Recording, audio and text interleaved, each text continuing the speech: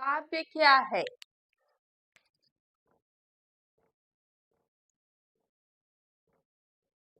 काव्य का स्वरूप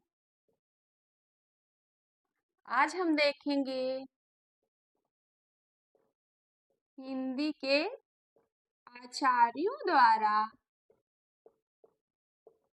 काव्य का स्वरूप क्या है। बहुत शॉर्टकट में हम बताएंगे कि काव्य का स्वरूप हिंदी के आचार्यों द्वारा क्या है।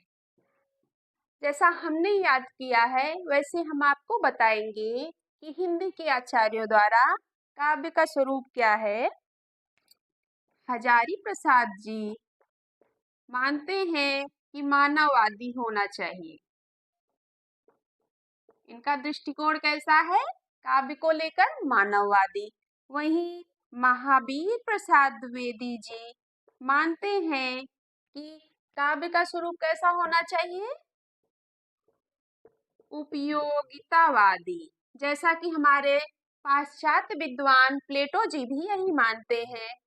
वहीं नंद दुलारे वाजपेयी जी को देखते हैं। नंद दुलारे वाजपेयी ये मानते हैं कि आत्मानुभूति आत्मानुभूति ही काव्य है। वहीं डॉक्टर नगेंद्र जी का मानना है कि आत्माभिव्यक्ति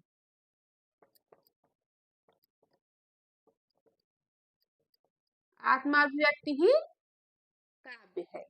अब जरा ठहर जाइए, मैं एक बात कहना चाहती हूँ कि हजारे जी मानववादी हैं ये याद हो जाता है, महावीर प्रसाद द्विवेदी जी उपयोगितावादी हैं ये भी याद हो जाता है, पर कंफ्यूजन हो जाता है तो नंद दुलारे वाजपेयी एवं डॉक्टर नगेंद्र की आत्मानुभूति और आत्माभिव्यक्ति के वो क्या कहते हैं इनके कहने से हमको कंफ्यूजन होता है। हमें भी हो रहा था, लेकिन हमने क्या किया कि थोड़ा कल्पना करनी चाहिए।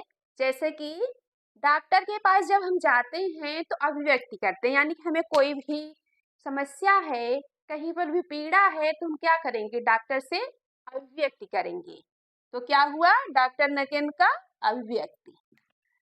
ठीक है। और नंद दुलारे वाजपेयी तो ये तो अपने आप ही अलग हो जाता है। सिर्फ हम यही याद कर लेते हैं डॉक्टर नगेंद्र का कि डॉक्टर के पास जाएंगे, डॉक्टर नगेंद्र के पास जाएंगे तो आत्मा व्यक्त यानी अपनी अभिव्यक्त करनी होगी कि हमें कौन सी समस्या है।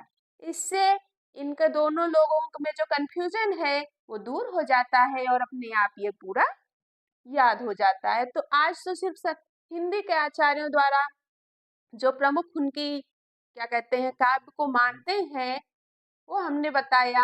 अभी और भी आचार्य हैं और लेकर आएंगे नए वीडियो के साथ। तब तक के लिए धन्यवाद।